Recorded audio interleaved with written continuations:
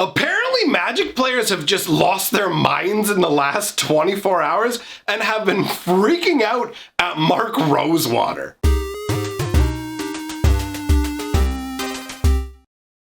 Greetings, owners of fine luxury cardboard rectangles. I have to chuckle at what's going on with the world today, all right? The last number of videos where we ended up talking about Rosewater was me just pulling a bunch of fun little things that he had talked about on Tumblr, stuff that was coming for Magic, without knowing that the Magic crowd was coming for him. Now, what happened? Magic players descended en masse to come at Rosewater to the point where he started getting pretty defensive. And it all started really simply with a poll talking about Magic design. I mean, since Rosewater is the head designer for Magic, he wants to know what's more important in Magic set design, balance or innovation? Now, this question is spurred on by what's going on with the companion cards in Magic the Gathering. So, if you're not 100% up to speed, let's say you just haven't been playing Standard lately or whatever, you don't know, companion cards are something in Magic the Gathering that break the normal rules of the game, where essentially it allows you to have an 8th card in your starting hand that sits off in a special zone, can't be interacted with, and is just straight up a great boost. Now, the companions across the board, they're not all broken power levels, but multiple of them have illustrated that there's a genuine problem with the underlying design and there's too high a power level to them.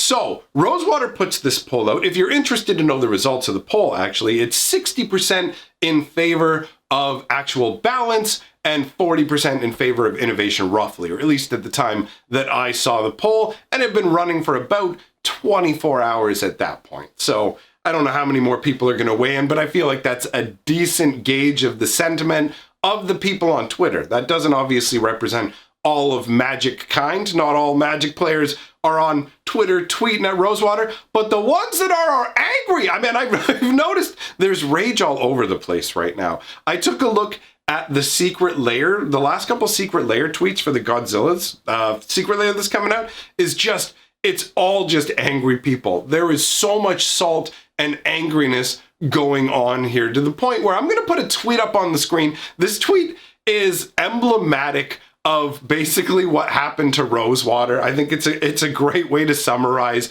the situation that's going on just in terms of people coming at him.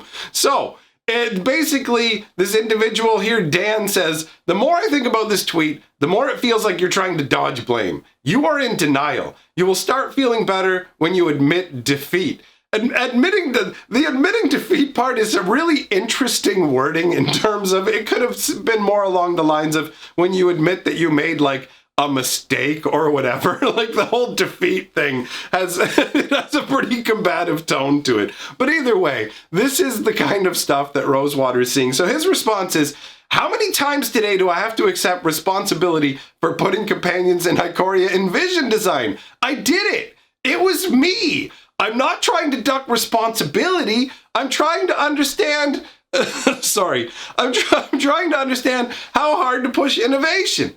Just the whole tone of it to me where they're like, how many times today? Like, how many times do I have to tell you people this, okay? Look, here's the deal. Like, he's clearly frustrated. And I mean, to a degree, it's understandable because when you read through people's tweets, like, people don't read through other tweets and just go, yeah, you know what, I agree with that tweet, I'll like it. People will just tweet the same thing at him. And it feels like he just felt like he had to actually go and respond to these people, even though he'd answered the question before. And I get it. Honestly, as somebody who creates content, there are certain days where people will say things and I just can't help myself. I feel this strong need to respond to them instead of just ignoring. Like, if people are going to repeat things over and over, if they really care about the information and it's in the thread, you know, they can find it. But a lot of people are just like, I'm not going to bother to see if anybody else has said this. I'm just going to go ahead and say it. And sometimes you end up in a mood where you feel the need to respond to people. It's like when people say on my videos, like, all you do is make critical content. And I'm just like, look at all my videos that I put out recently. There's a bunch of fun ones where we're just enjoying Magic. What are you talking about? So I feel the compulsion to say that in response to a bunch of people, but I usually just leave the comments. Go, okay, whatever, man, that's how you feel. So Rosewater's having one of those days where he just can't help himself. He's got to respond. All these people are descending en masse. Now, is them being upset about what's going on justified? I think the answer to that question is yes. In this situation, it is justified to be frustrated with the creation of companions. Companions are an inherently disruptive concept at the power level that they have brought it in at. Now, when it comes to the innovation and balance argument, you need both, right?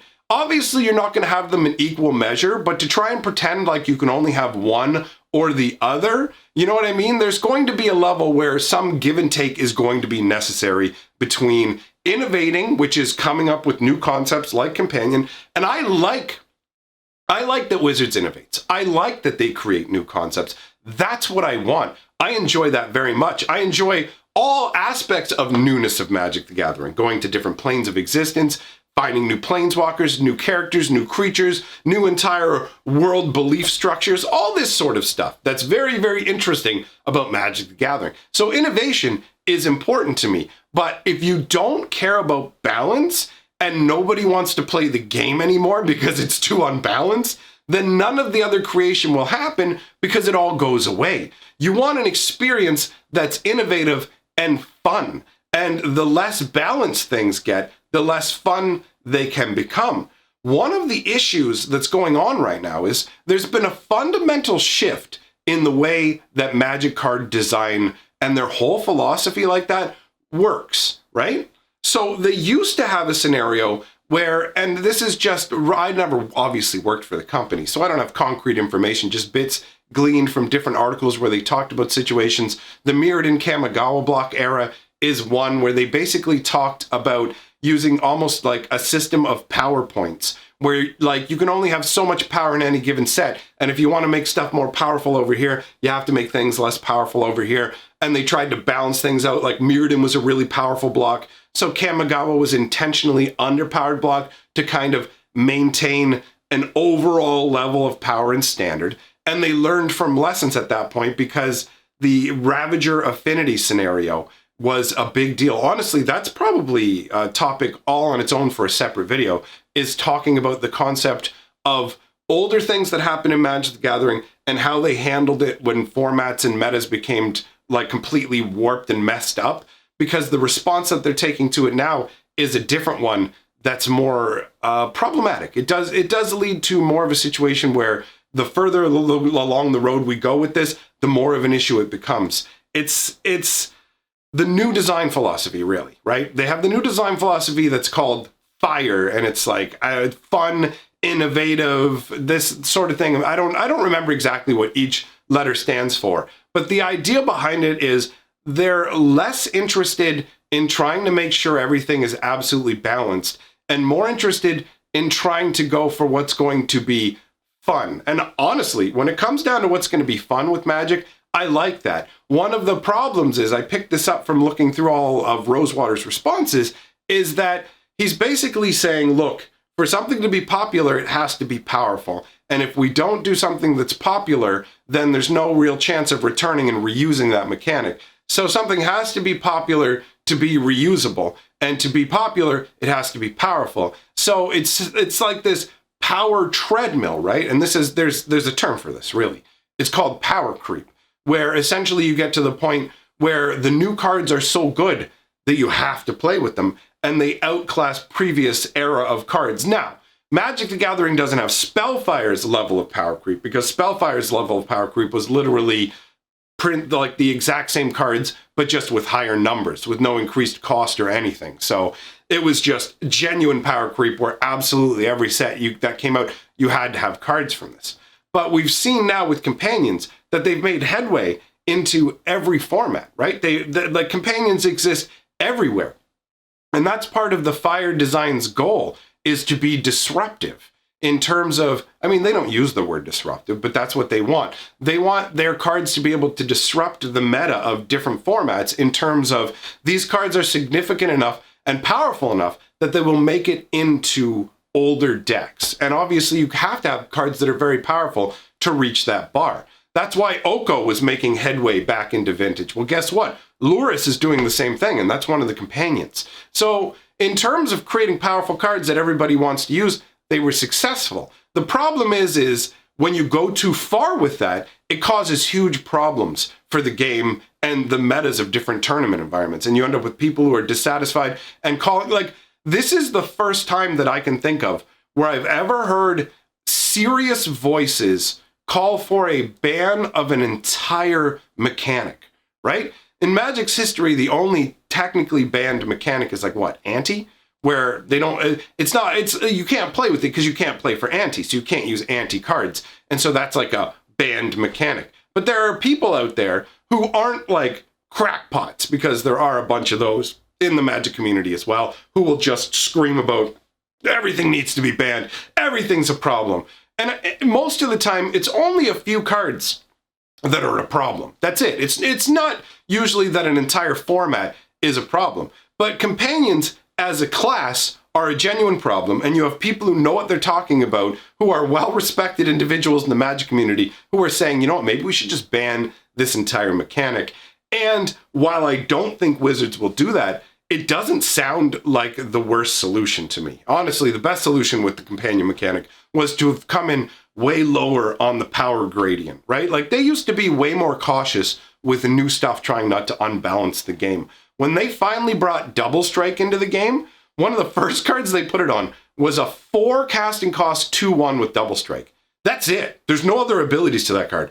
4 mana for a 2/1 Double Striker, because they were concerned about the impact of that Double Strike might have on the game. So they wanted to be conservative with it, brought it into the game, and lo and behold, it's a huge success. And they gradually moved it up the chain to now where Double Strike is actually on some really, really respectable creatures, which is nice to see, because I'm a personal friend of the inventor of Double Strike. He's actually been on the channel once. That was a cool experience. But anyways, the point that I'm making here is that the companion mechanic is emblematic of the problems with Magic design right now. Oko was a great example too, but the companions are emblematic. They're too powerful. They should have come in with that kind of a concept where you're giving everybody a guaranteed 8th card.